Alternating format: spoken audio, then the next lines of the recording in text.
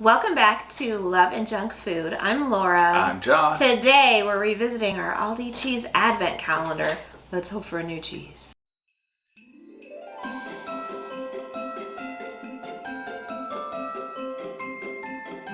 All right, folks, day 15. Can you 10 believe it? more days. That's it. I can't believe it. That's Are we just ready? a little more than a week. Are we? Stop saying things like that.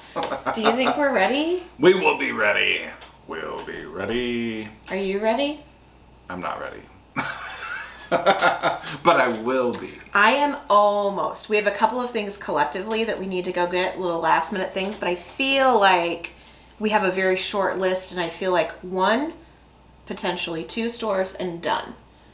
Almost everything we have is wrapped. We just need a few more things to come in that we've ordered, and I think we're in good shape. What gives me a little bit of we got to get going is baking. So, Crud, we haven't done any baking yet. not at all. Let us know if you've started your holiday baking, and we're going to talk more about baking later on in this video. So, we had a lot of repeats in the beginning. Yes. And the last few cheeses we've tried have been different. We've been on a lucky streak, so ish. Who sees 15? I do. Anyone? I do. There? Yep. See, it's a game and an advent calendar. It's an eye test. Yeah. What is it? I can't see. Just plain old Gouda. All right, well, we're going to talk about holiday baking sooner rather than later. I mean, plain old Gouda is Gouda, am I right? But Gouda's Gouda. there's so many other cheeses. Jesus. Cheeses! So, I just want mine plain without a cracker, please. Plain without a cracker. There you go. Thanks.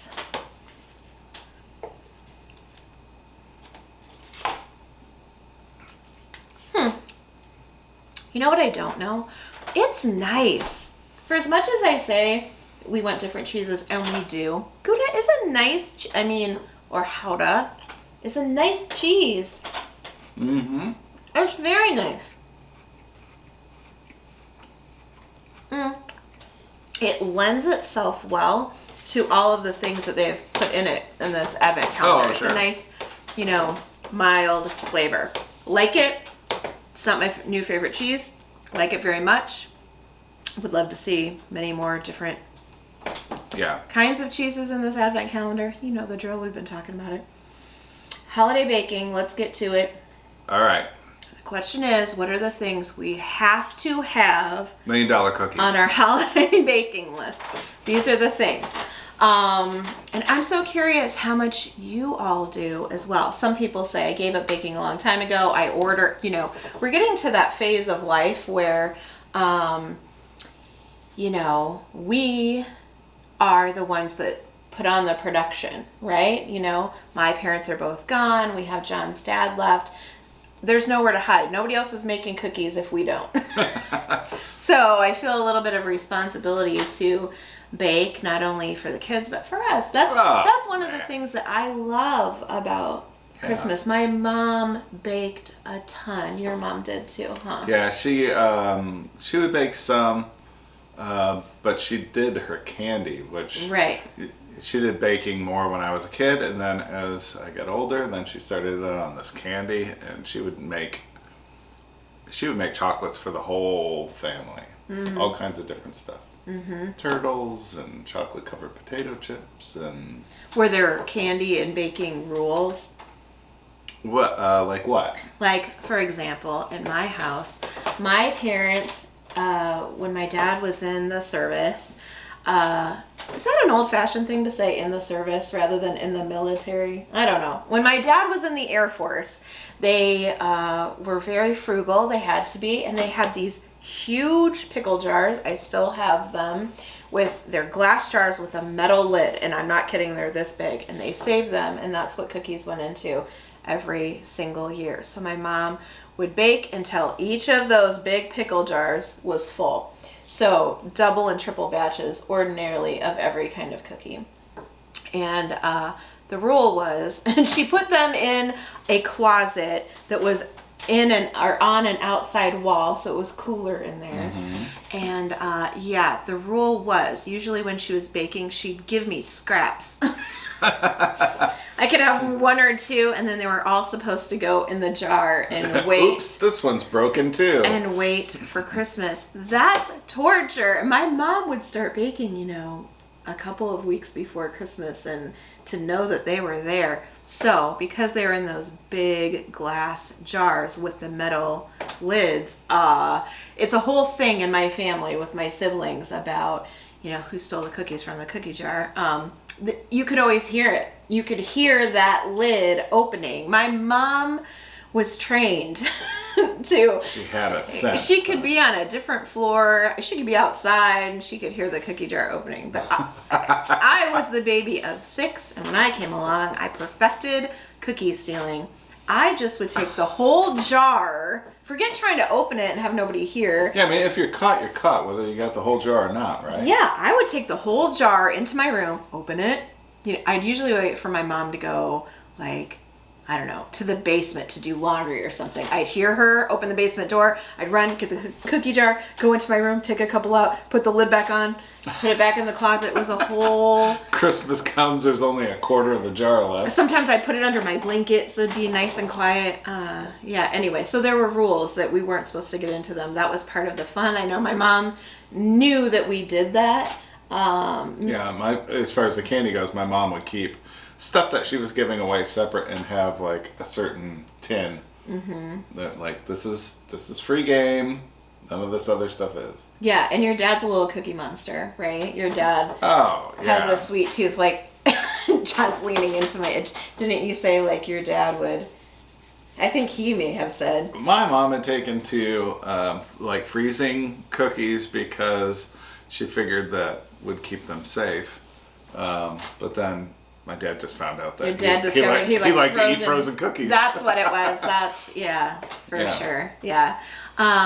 We like to bake around this time, 10 days to 2 weeks out ordinarily, and we let ourselves eat some. We try to save some for Christmas or put some back, but we want to enjoy the whole holiday season and spread it out. Free game.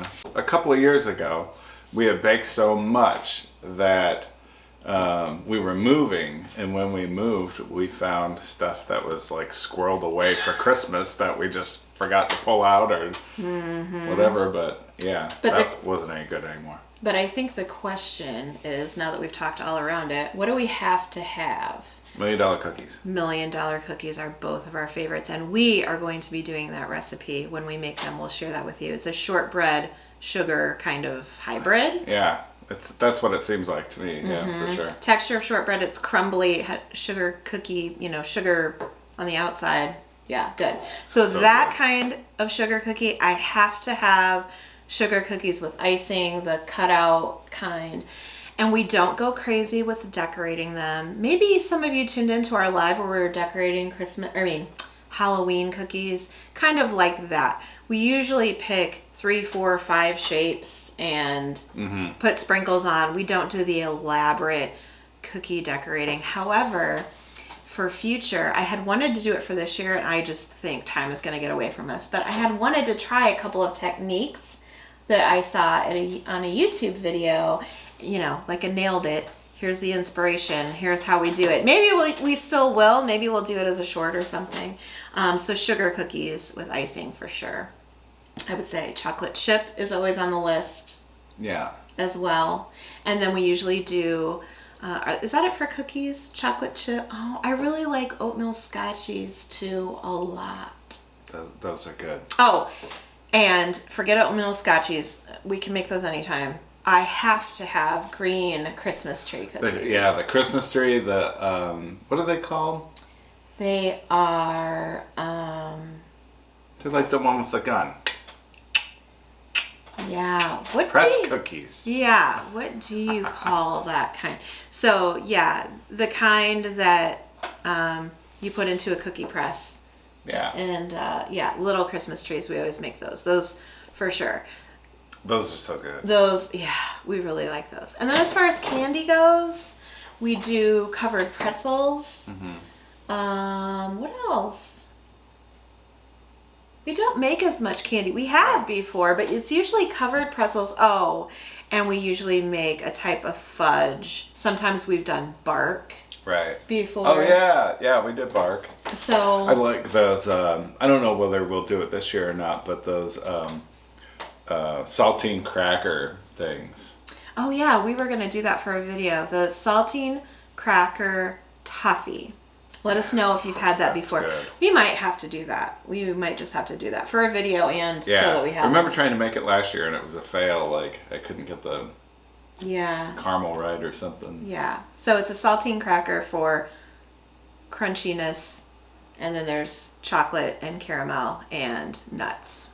So isn't it nuts? I think we didn't put nuts on it, but yeah. I think we use toffee bits instead of nuts, but always trying to substitute the crunch around here. Anyway, that's on our holiday baking list. Let us know what your must-haves are, and if you've started already, I feel like we have to cut this video right now and go start. Like for real, we need to make our list. So it's time to bake. It is time to bake. If you're not following us on social media, please come find us. Our links are in the channel banner. We are most active on Instagram. We also have a new channel where we're vlogging and doing other things.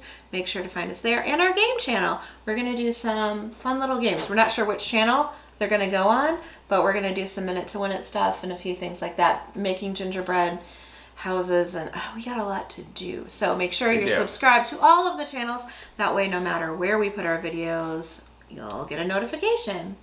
Now, if you love Aldi, or cheese, or Advent, or baking, or us, or the video, give this video a big thumbs up. It really helps our channel when you do that. That's all we have for today. That's it, guys. See you next time. Bye.